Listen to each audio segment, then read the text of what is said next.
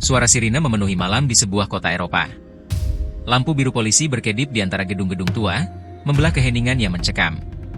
Di televisi dan media sosial, berita serupa terus berulang. Penyerangan di pusat kota, ledakan kecil di stasiun, serangan pisau di jalan umum. Setiap kali kejadian seperti ini muncul, satu hal langsung disorot. Asal pelaku, berlatar imigran, beragama Islam, datang dari zona konflik Timur Tengah. Disinilah ketakutan itu berakar.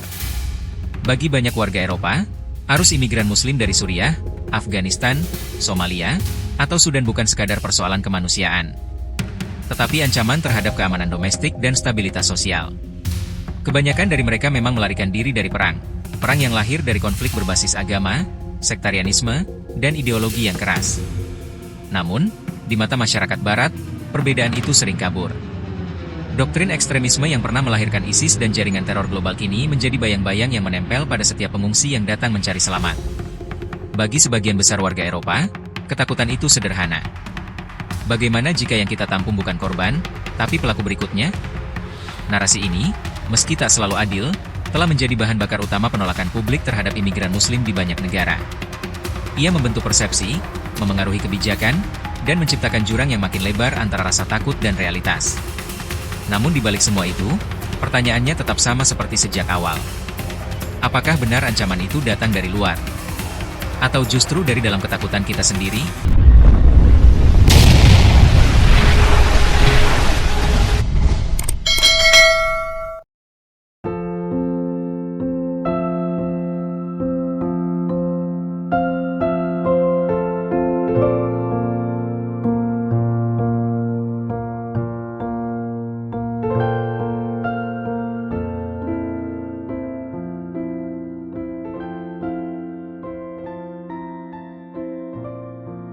50 tahun lalu, Islam dianggap sesuatu yang asing di Eropa.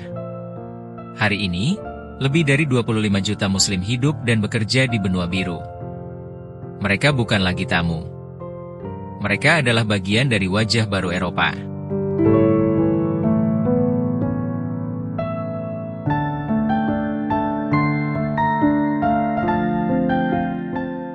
Namun di tengah perbedaan, pertanyaan besar terus bergema.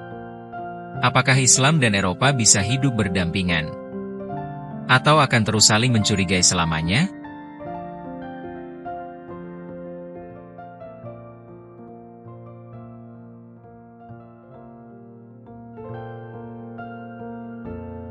Islam bukan pendatang baru di Eropa. Jejaknya terbentang sejak abad ke-8, dari Andalusia di Spanyol hingga Bosnia di Balkan. Dulu, peradaban Islam justru menjadi jembatan ilmu pengetahuan bagi Eropa.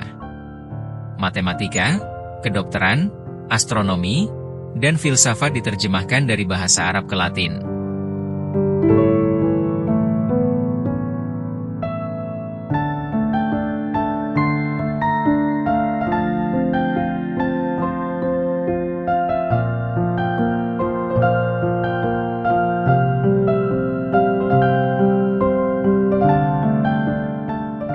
Namun memori kolektif tentang kejayaan itu perlahan hilang. Tergantikan oleh narasi perang, penjajahan, dan konflik. Padahal sejarah memberi bukti. Islam dan Eropa pernah hidup berdampingan, bahkan berkolaborasi. Generasi baru Muslim Eropa berbeda dari orang tua mereka. Mereka lahir di sini, berbahasa lokal, sekolah di sistem Eropa. Namun tetap membawa nilai spiritual yang kuat. Mereka menjadi dokter di Paris, musisi di London, atlet di Jerman, dan anggota parlemen di Swedia. Mereka tidak lagi imigran, tapi bagian dari masyarakat yang sedang mencari keseimbangan identitas. Inilah generasi yang tidak ingin memilih antara menjadi Muslim atau Eropa, karena mereka percaya bisa menjadi keduanya.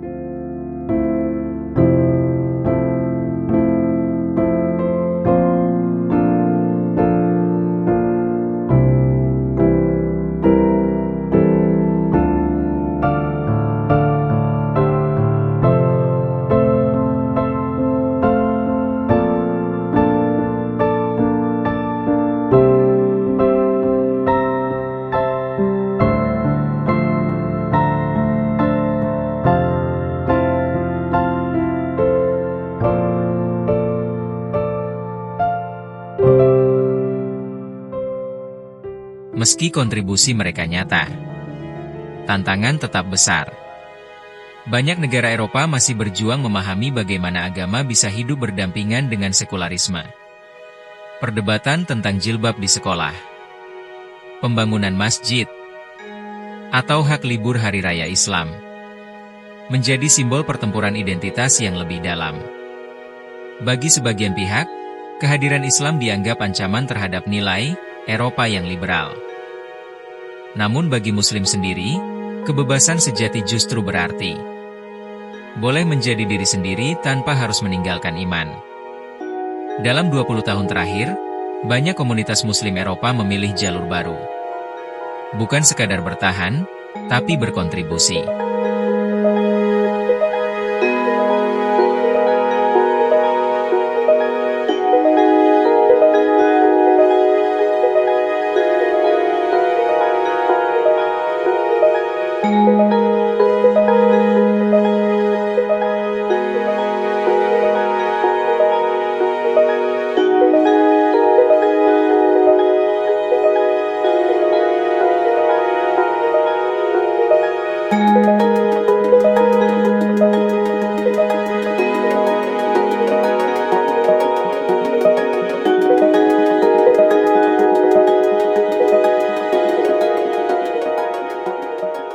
Di Prancis, komunitas Muslim mendirikan bank makanan untuk warga miskin tanpa memandang agama. Di Jerman, imam dan pendeta bekerja sama melawan ekstremisme. Di Inggris, banyak masjid membuka pintu untuk Open Day, agar warga non-Muslim bisa datang, bertanya, dan mengenal. Inilah transformasi yang pelan tapi pasti sedang membentuk wajah Islam Eropa. Dari minoritas tertutup menjadi komunitas terbuka.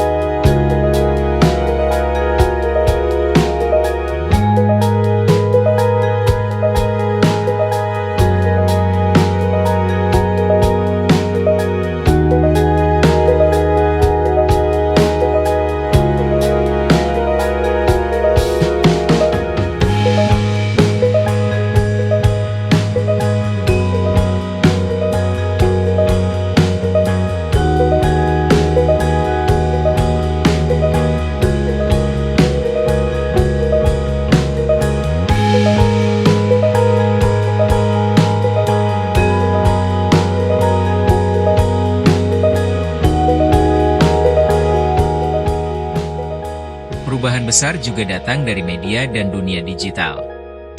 Anak muda Muslim Eropa kini memegang kamera dan mikrofon sendiri. Mereka membuat film, podcast, dan konten sosial yang mengubah narasi lama. Sosok seperti Dina Tokyo di Inggris, Imam Mahmud di Prancis, atau YouTuber Muslim Jerman menunjukkan identitas bisa kuat tanpa harus konfrontatif. Melalui media sosial, mereka memperkenalkan Islam sebagai agama yang lembut, modern, dan manusiawi. Bukan ancaman.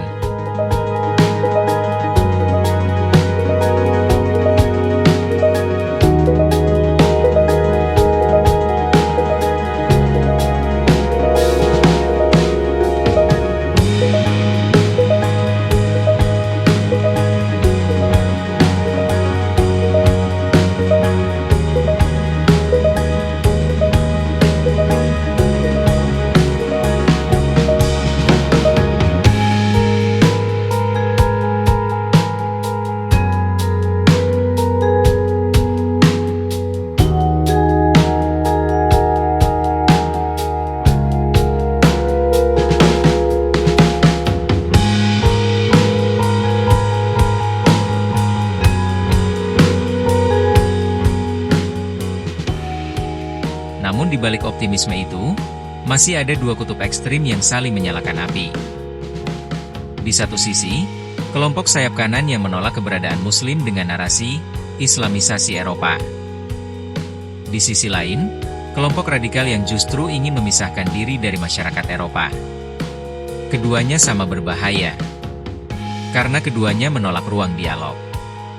Tantangan masa depan bukan hanya soal politik atau agama, tapi bagaimana menghentikan spiral kebencian di kedua sisi.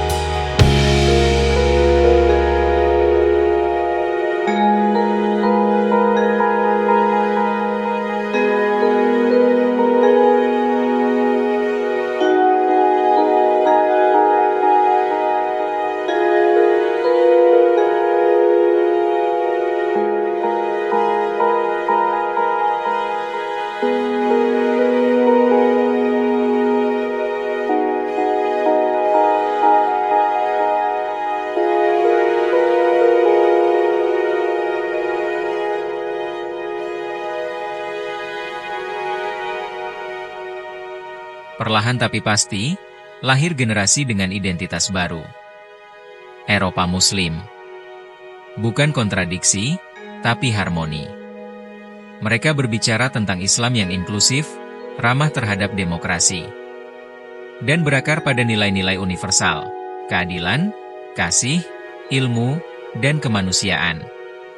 Profesor Tariq Ramadan pernah berkata, Muslim tidak sedang masuk ke Eropa. Mereka sedang membantu Eropa menemukan kembali jiwanya. Dan mungkin itu benar. Di saat Eropa kehilangan arah moral akibat politik dan materialisme, nilai-nilai spiritual Islam justru bisa menjadi penyeimbang.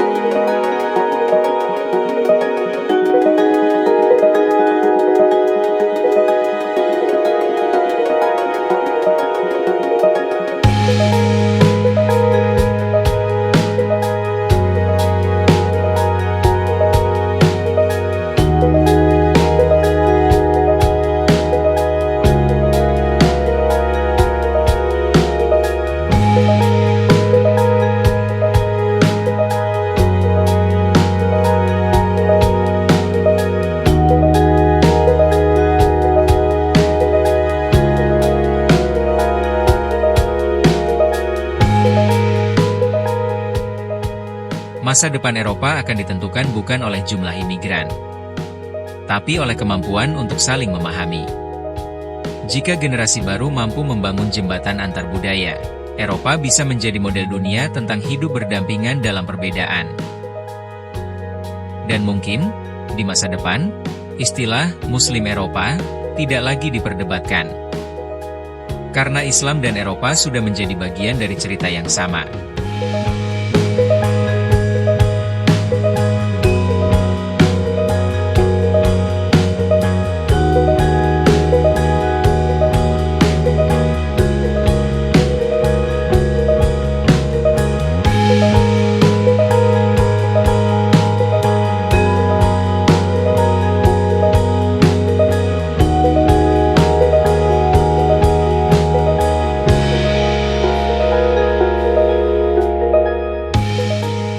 Trilogi ini bukan kisah tentang pertentangan, tetapi tentang perjalanan panjang menuju saling pengertian. Eropa sedang berubah, dan Islam, dengan segala nilai dan ujian yang dibawanya, bukan ancaman bagi perubahan itu, melainkan bagian dari evolusinya. Karena masa depan manusia tidak dibangun dari ketakutan, tetapi dari keberanian untuk hidup bersama.